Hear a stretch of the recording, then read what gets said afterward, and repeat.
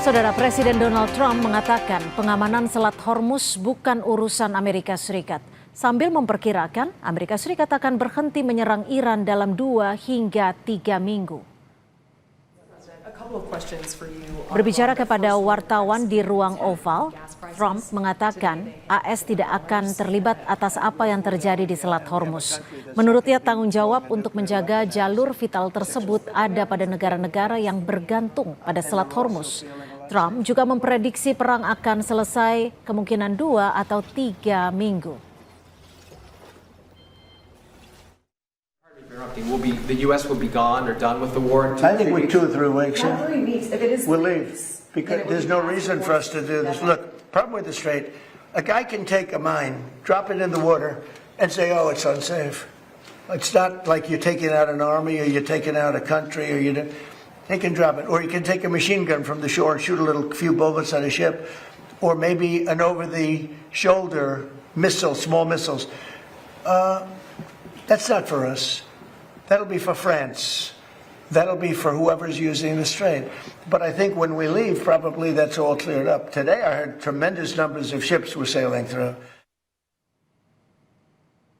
Menteri Pertahanan Amerika Serikat Pete Hegseth memberi sinyal akan adanya serangan baru dalam 1-2 hari ke depan. Ia juga mengklaim kekuatan militer dan mental tentara Iran telah jauh menurun. Ini memicu pembelotan besar-besaran, kekurangan personel kunci dan menyebabkan frustasi di kalangan pemimpin senior. On the battlefield, because of the latitude the president has given us, American firepower is only increasing. Iran's decreasing. We have more and more options and they have less. The upcoming days will be decisive. Iran knows that, and there's almost nothing they can militarily do about it. Yes, they will still shoot some missiles, but we will shoot them down. Saudara, Presiden Donald Trump lagi-lagi mengeluarkan pernyataan akan menghentikan perang dengan Iran dalam 2 atau 3 minggu. Namun Menhan Amerika Serikat Pete Hegseth justru memberi sinyal akan adanya serangan baru dalam 1-2 hari ke depan. Lantas apa sebenarnya taktik yang sedang dimainkan Amerika? Kita bahas bersama mantan Kasat yang kini menjadi penasihat Presiden bidang pertahanan nasional, Jenderal Purnawirawan Dudung Abdurrahman, dan juga dosen ilmu politik Universitas Udayana, Evata Filomeno Duarte. Selamat petang Prof. Dudung, selamat petang Mas Evata. Terima kasih sudah menyediakan waktunya di Kompas Petang. Terima kasih Mbak, selamat petang. Assalamualaikum warahmatullahi wabarakatuh. Waalaikumsalam. Prof. Dudung, kalau tadi seperti yang berita kita saksikan bahwa Trump menyatakan bahwa akan segera menghentikan perang. Tapi Menhannya justru mengatakan akan memberikan atau akan meluncurkan serangan baru. Apa yang Anda lihat dalam strategi yang sedang diluncurkan Amerika Serikat ini? Ada 2 sikap yang berbeda. Ya memang kalau saya lihat, ya kalau misalnya akan terjadi perang besar ya, saya melihat kemungkinannya itu masih ada. Tetapi kita yakini bahwa semua pihak juga pasti akan sangat berhitung. Karena kalau konflik ini masuk ke perang darat skala penuh, tentunya biaya ini akan semakin besar. Risiko juga semakin tinggi dan tentunya efeknya bisa meluas ke seluruh kawasan. Jadi menurut saya ancamannya ini sangat nyata, tapi menurut saya belum tentulah kalau menjadi opsi yang paling utama. Karena sampai sekarang jalur diplomasi dan upaya deeskalasi ini saya lihat masih terus dilakukan dan masih terus bergerak. Tapi kalau seperti Prof. Dudung ketika dulu memimpin di Kasat, apa yang menjadi pemicu ketika Presiden mengatakan A, misalnya seperti yang dikatakan Trump akan menghentikan perang, tapi di sisi lain Menteri Pertahanannya mengatakan akan meluncurkan serangan. Biasanya apa yang terjadi di sini, Prof? Ya seharusnya menurut saya Menteri Pertahanan atau Menteri Perang dari Amerika ya harus loyal kepada presidennya dong. Tidak mempunyai opsi yang berbeda. Nah itu betul tadi strategi apa yang akan dikembangkan oleh pihak Amerika kalau antara presiden dengan menterinya itu berbeda langkahnya itu demikian. Mas Evata, kalau dari perspektif Anda, apa sebenarnya strategi yang sedang dijalankan Amerika Serikat? Apakah benar perang akan dihentikan at least 3 minggu ke depan, atau justru akan berkembang karena Menhan-nya memiliki perspektif yang berbeda seakan-akan dari presidennya? Baik, tentu kita coba untuk buka lanskap ini selebar-lebarnya dan seluas-luasnya, bahwa memang Amerika Serikat sedang memainkan dua strategi yang sama, atau dua strategi yang bisa kita katakan cukup unik dan berbeda, saat dimana Menteri Pertahanan menyampaikan demikian, terus Presiden menyampaikan demikian. Tetapi kita harus memahami bahwa Amerika itu memang sudah menyiapkan exit plan bahkan sebelum bertempur.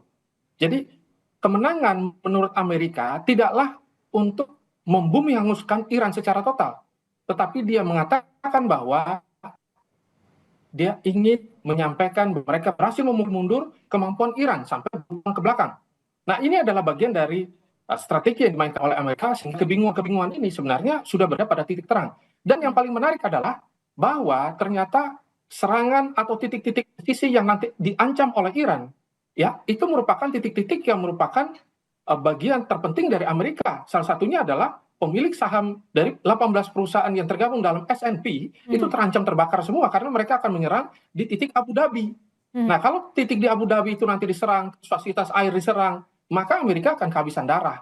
Nah, maka kita bisa mengatakan bahwa sebenarnya Amerika Serikat kali ini cukup memaksa semaksimal mungkin untuk memberikan kemenangan fiksi. Dan keduanya akan mengatakan bahwa kami sudah menang, kita harus menyampaikan itu ke masyarakat, tetapi mereka akan meninggalkan begitu saja. Ini menjadi salah satu opsi yang paling besar presentasinya kemungkinan. Kalau Prof. Dudung sendiri melihatnya, apakah kekuatan dari Iran ini sebenarnya bisa mengimbangi Amerika Serikat dan Israel? Ya, kalau saya lihat, ya, Iran tidak bisa mengimbangi dengan cara yang sepenuhnya simetris. Kekuatan Iran justru ada pada asymmetric capability-nya, yaitu daya tahan negara. Ini yang justru mereka menjadi suatu andalan. Di samping itu ada kekuatan kemampuan rudal dan drone dan kedalaman wilayah, karena pasti masalah geografi mereka lebih menguasai, serta jaring pengaruh di kawasan. Artinya keterlibatan wilayah yang ada di sekitar negara itu. Jadi yang dihadapi oleh Amerika Serikat dan Israel ini bukan kekuatan militer konvensional Iran semata, tetapi juga strategi resiliensi dan kemampuan Iran untuk bertahan dalam konflik yang begitu panjang. Memang Amerika punya kekuatan seperti ya, anggaran dia begitu besar, kemudian dia mempunyai pengalaman untuk invasi walaupun apa kali dia gagal. Kemudian dia mempunyai teknologi, tetapi jangan salah, Iran dia mempunyai kekuatan personal, kemudian dia juga mempunyai kekuatan wilayah, yaitu geografi itu sendiri, baik orang hutan maupun gedung-gedung yang mereka sudah kuasai, gitu demikian. Artinya ketika rencana Amerika Serikat untuk melakukan invasi darat ini akan disambut baik, artinya kekuatan tidak hanya amunisi tapi juga personelnya Iran cukup kuat untuk melawan Amerika Serikat. Prof. Saya rasa cukup kuat. Jadi Iran ya itu artinya sudah 40 tahun di embargo, mereka sudah betul-betul menyiapkan. Kita juga kan tidak menyangka mereka punya rudal yang banyak. Dan kemudian saat ini saya yakin kalau misalnya operasi darat itu dilaksanakan, mereka akan menyambutnya dengan taktik dan strategi yang tentunya dia kuasai secara geografi. Kalau dari Mas Evata sendiri, bagaimana kekuatan antara Iran dan juga Amerika Serikat ketika memang invasi darat ini terjadi? Apakah konflik ini masih bisa dikatakan sama-sama dipegang kendalinya, baik itu oleh kekuatan personel Amerika Serikat dan juga kekuatan personel dari Iran sendiri? Baik, bahwa pada kenyataannya sebenarnya rencana utama dari Amerika Serikat untuk menunjukkan keseriusan. Kita bisa melihat bahwa tekanan-tekanan yang diberikan oleh Amerika Serikat selama ini yang mengatakan bahwa mereka tidak serius, mereka sudah ompong giginya dan lain sebagainya, ini dijawab begitu. Mereka memadatkan pasukan, menambah pasukan, bahkan ada rencana untuk pengiriman bomber dengan 30.000 pon dan lain sebagainya. sampai USS Tripoli, ada pemadatan sampai 3 kapal perang, ini tanda bahwa mereka cukup serius. Tetapi saya membacanya bahwa ini disiapkan setelah diplomasi. Jadi setelah diplomasi yang diinginkan oleh Amerika adalah menjaga Selat Hormuz, karena Selat Hormuz masih menjadi titik cekik energi dari Amerika Serikat gitu. Jadi Amerika Serikat terpaksa harus berunding dan Amerika Serikat harus mengurangi keinginan serta egosentrisnya mereka untuk kembali melihat bahwa ada banyak investasi yang akan hancur dan investasi-investasi yang hancur ini nanti akan membuat Amerika kontraproduktif ke depan. Maka ini adalah bumerang efek yang dialami oleh Amerika dalam titik ini kalau saya melihat demikian. Dan Iran tidak punya waktu untuk istilahnya kalau Amerika mengalami kehabisan darah dalam berpolitik, tetapi Iran tidak. Apapun yang terjadi mereka akan maju saja. Maka apa yang dibaca oleh Iran malah terlihat Iran menganggap bahwa Amerika dalam posisi lemah, jadi harus ditekan terus. Nah, maka ini yang terjadi kalau saya lihat demikian. Lalu bagaimana dengan rencana Amerika Serikat yang menyebutkan bahwa akan menyiapkan dan juga menerjunkan ribuan prajuritnya? Ya, untuk menyerang Iran secara total itu dibutuhkan mungkin 600.000 pasukan sebenarnya. Dan kita tidak bisa mengatakan bahwa perang hari ini itu ya dengan 600.000 tiba-tiba seluruh masyarakat Iran itu akhirnya diserang dan dibunuh, kan enggak. Jadi mereka akan menyerang titik-titik lokasi dan titik-titik lokasi itu nanti akan dijaga. Apa yang dijaga? Pulau Kar, ya. Terus juga beberapa titik-titik, salah satunya adalah PLN-nya mereka, titik airnya mereka, titik-titik strategis yang nantinya akan membuat pangkalan mereka yang di bawah tanah itu akhirnya mati sendiri. Itu harapannya Amerika. Tetapi artinya 600.000 prajurit ini hanya akan menempati titik-titik krusial seperti itu, tidak masuk ke dalam wilayah Iran secara mendalam. Ya, itu kalau misalkan mereka mau menyerang Iran sampai ke titik Teheran ya. Kalau mereka menyerang di titik garis pantai, ya makanya airborne itu sudah cukup. Terus dengan naval Navy 5.000 ya, marinir itu sudah cukup. Terus ditambah dari pasukan negara Teluk dan juga ditambah dari pasukan Israel sebenarnya itu sudah cukup. Jadi mereka mau menjaga kepentingan mereka di sana sebenarnya itu.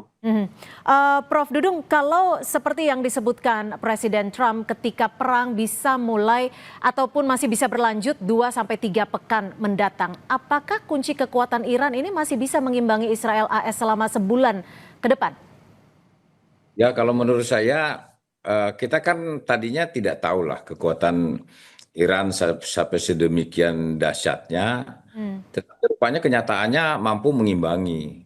Dan saya yakin pasti mereka bisa. Dan satu hal tadi Mbak yang perlu saya tambahkan bahwa tadi disampaikan bahwa 600.000, Iran itu luas wilayahnya 1.617 km persegi. Ini sangat luas, jadi hampir seluas dengan Indonesia, tapi ini daratan semua. Kalau 600.000 itu bisa hilang di situ, apalagi dengan tekanan drone, kemudian roket dan sebagainya. Dan kalau misalnya terjadi kontak tembak di darat pun pasti akan ada proses evakuasi dan ini tentunya tidak mudah kita bergerak. Kalau kita melakukan operasi begitu singkat, 1-2 minggu oleh Amerika mungkin bisa dia menggunakan teknologi yang canggih, tetapi kalau ini berkepanjangan apalagi perang berlarut-larut, saya yakin Iran akan lebih menguasai. Satu hal yang lebih penting itu adalah militansi ideologi mereka. Artinya bahwa perang ini kalau toh misalnya terjadinya korban dan meninggal atau mati, itu bagi mereka adalah itu berjihad. Nah ini yang perlu dipertimbangkan. Tapi di satu sisi Prof, ketika Anda menyebutkan bahwa 600.000 pasukan dengan luas geografis yang sangat luas, hampir seluas Indonesia. Di sisi lain, Amerika Serikat kan juga dibantu Israel yang memiliki kekuatan militer yang bisa dikatakan sangat kuat dan juga termasuk intelijennya. Ya itu tadi saya bilang hitungannya kalau Iran dia sekarang punya kekuatan sekitar 2 juta orang, 2 juta dikerahkan, kemudian juga belum lagi mereka punya IRGC, kemudian belum lagi kalau misalnya ini terjadi bisa jadi Hizbullah bergabung, kemudian Hamas bergabung, belum lagi seperti Irak sudah mulai bergabung, Pakistan dan sebagainya. Ini bahkan lebih besar lagi. Ya ini yang menurut saya punya keyakinan kalau operasi ini berlangsung lama, maka saya yakin Iran akan mampu mengimbanginya, itu demikian. Lalu apakah konflik di Timur Tengah ini sebenarnya masih dikatakan sesuai plan seperti yang direncanakan Amerika Serikat dan juga Israel. Apakah ini masih terkendali atau tidak? Kita masih akan membahasnya selepas jeda. Tetap bersama kami di Kompas Petang. Konflik di Timur Tengah masih terus terjadi. Apakah kita sedang melihat Indonesia di sisi lain, saudara, menuntut penyelidikan yang menyeluruh dan transparan atas serangan terhadap pasukan perdamaian yang menewaskan 3 prajurit TNI yang bertugas? Hal ini disampaikan oleh Wakil Tetap Indonesia untuk PBB, Umar Hadi, dalam sidang darurat Dewan Keamanan PBB. Dalam sidang, Umar Hadi menyampaikan duka dan kemarahan atas insiden ini. Indonesia menuntut penyelidikan menyeluruh oleh Perserikatan Bangsa-Bangsa. Indonesia strongly condemns Israeli attacks in southern Lebanon, which constitute a serious violation against the sovereignty and territorial integrity of Lebanon. The Security Council to keep abreast of the investigation and to immediately follow up the results. We demand that the perpetrators must be held legally accountable. Immunity must not become the standard, and attacks against peacekeepers must not be repeated nor tolerated. Dalam sidang darurat Dewan Keamanan PBB, Israel membantah melakukan serangan yang menewaskan 3 pasukan perdamaian PBB asal Indonesia di Lebanon Selatan. Israel menuding kelompok Hizbullah yang melakukan serangan secara sengaja untuk membahayakan pasukan perdamaian PBB. And we made clear that Hezbollah was deliberately operating near UN positions and placing them in the direct line of fire. We notified UNIFIL so they would be aware of this risk and take precautions. And let me quote directly what we wrote. Hezbollah is exploiting the presence of the United Nations positions in a manner that endangers UNIFIL personnel. We asked for temporary repositioning.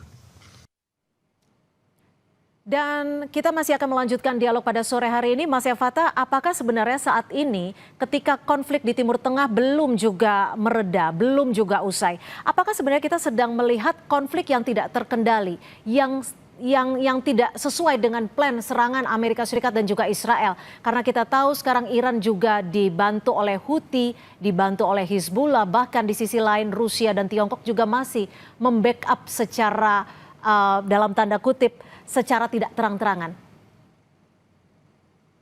Baik, tentu ini merupakan satu ironi ya, bahwa memang seluruh energi yang terpusat itu menjadi kendali dari siapa yang mau mengendalikan perang ini gitu. Kita bisa melihat bahwa Iran memegang itu gitu.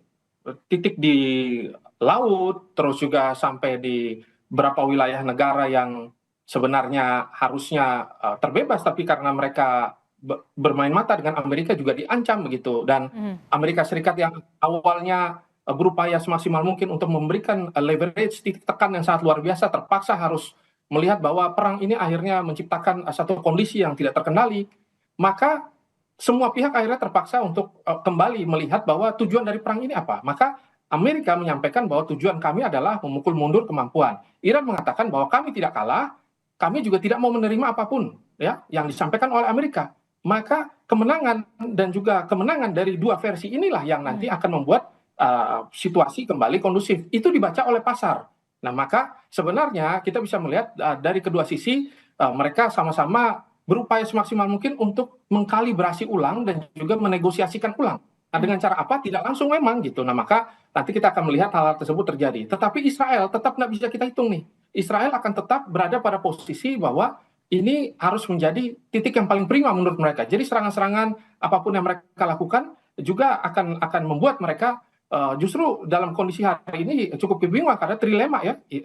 Iran yang tetap berdiri melawan Gaza juga melawan Lebanon. Nah, maka akhirnya mereka terpaksa untuk menyampaikan kepada Amerika bagaimana kalau kita coba ke depannya lakukan satu strategi bahwa perang ini kita selesaikan dulu, tetapi tekanannya masih akan terus berlanjut pasca diplomasi mungkin. Oke, Prof. Dudung, kalau kita lihat eskalasi perangnya juga memang belum mereda. Dan saat ini justru seakan-akan semakin meluas. Bahkan tentara perdamaian kita TNI 3 gugur di sana. Lalu bagaimana Indonesia harus menyikapi ini? Ya, memang dengan 3 orang TNI yang gugur di sana, ya harusnya Indonesia harus bersikap tegas lah. Tetapi artinya tetap terukur, tegas dalam menurut investigasi yang kredibel, kemudian akuntabilitas dan perlindungan bagi pasukan perdamaian kita sendiri. Dan tapi juga terukur supaya langkah yang diambil tetap efektif secara diplomatik dan tidak hanya bersifat emosional. Kita semua tentu berduka atas gugurnya prajurit Indonesia karena itu respons negara yang harus mencerminkan penghormatan terhadap pengorbanan beliau, sekaligus menjaga martabat Indonesia di forum-forum internasional. Demikian. Prof, tapi bagaimana Anda melihat Indonesia harus mengantisipasi setidaknya agar perang ini tidak merugikan kepentingan Indonesia, seperti halnya pasukan dari energi nasional kita? Ya, memang bahwa Indonesia di dalam mengantisipasi ini harus kita bisa mengajak kepada hal-hal yang kira-kira bisa mampu menyelesaikan persoalan-persoalan ini. Nah, juga kita fokus pada langkah antisipasi yang konkret aja. Pertama, bagaimana memastikan tentang national energy resilience terhadap terjaga, kemudian termasuk diversifikasi pasokan dan penguatan cadangan. Yang kedua, memantau dampak terhadap jalur logistik, harga global, dan ketiga menyiapkan respon kebijakan secara cepat dan terkoordinasi. Dan yang penting masyarakat dalam situasi ini menurut saya tidak perlu panik, karena justru dalam situasi seperti ini kita juga perlu menjaga ketenangan, kepercayaan, dan kerjasama dengan pemerintah. Saya yakin pemerintah juga menentukan langkah-langkah hal yang positif agar kestabilan di negara kita ini tetap terjaga. Demikian. Oke, Mas Evata, kalau kita melihat 3 pekan ke depan sampai 3 bulan ke depan mungkin, apakah konflik ini akan cenderung membesar, mereda, atau paling tidak kita menemukan ada kata damai? Ya, tentu ini semua berakar dari apa yang menjadi motif utama dari perang ini. Ketika kita coba baca, kita buka kembali bahwa serangan dan juga beberapa wilayah-wilayah yang seharusnya tidak diserang, terus kita bisa melihat bahwa yang dilakukan oleh Amerika justru malah menyebabkan mereka kemungkinan ya tidak bisa bertahan lama dalam perang kali ini karena wilayah juga cukup jauh dan juga tujuan dari mereka dianggap sudah tercapai. Ada proksi-proksi baru yang masuk, inilah yang menyebabkan kedua belah pihak akhirnya cukup kelelahan gitu menghadapi situasi ini. Kalau sampai nanti ke depan Houthi menutup Bab el Mandeb gitu misalkan. Nah, maka ini akan menjadi satu titik yang sangat merugikan Israel. Maka Israel dalam kondisi seperti ini dia mencoba semaksimal mungkin untuk mengajak aliansi negara Teluk agar mereka menciptakan jalur alternatif. Tetapi jalur alternatif ini kan butuh waktu. Maka tekanan yang terjadi hari ini itu justru malah menyebabkan Israel berada pada kondisi yang cukup sulit. Apalagi kalau memang nyatanya Amerika pergi gitu. Kalau Amerika pergi ya berarti ketergantungan Israel terhadap Amerika ya dengan semua senjata dan juga teknologi canggihnya ini yang akhirnya membuat mereka tidak mungkin ya bisa bertahan. Maka dari itu yang kita akan lihat bahwa semua pihak harus kembali lagi memahami ini harus di-stop dan harus ada ceasefire atau minimal ada sesuatu yang dihentikan dulu untuk sementara dan tidak dilanjutkan. Tapi dari prediksi Anda sendiri, Mas Evata, jika perang terus terjadi sampai 3 pekan ke depan, apa yang terjadi bagi Indonesia sendiri? Prediksi Anda? Ya, pertama kita bisa melihat bahwa pupuk ya yang menjadi salah satu bagian terpenting ini banyak sekali diproduksi dan dialiri ya dari Timur Tengah, dan juga kelangkaan terhadap helium yang nanti akan berpengaruh terhadap teknologi semikonduktor. Nah, ini kan juga di banyak perusahaan ini sangat membutuhkan LNG ya. Kita tahu memang Qatar juga produksi sampai 20%, tetapi kan ada berapa yang hancur dan tidak beroperasi begitu.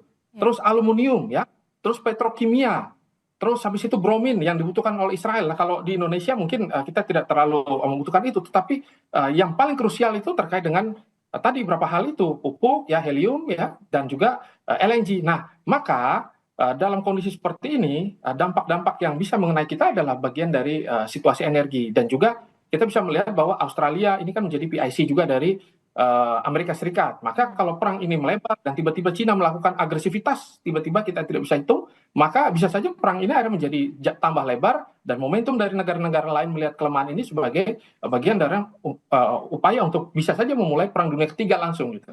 Melihat bahwa semua tidak bisa melanjutkan lagi dan ini adalah satu kesempatan yang baik untuk memulai hal tersebut. Ditakutkan demikian. Ya, tapi harapan kita bersama adalah damai yang menjadi titik temu di antara para negara yang sedang berkonflik. Terima kasih Mas Evata Filomeno, dosen ilmu politik Universitas Udayana, dan juga Jenderal TNI Purnawirawan Profesor Dudung Abdurrahman, penasihat khusus Presiden di bidang pertahanan, sudah berbagi perspektif dan informasi di Kompas Petang. Selamat sore.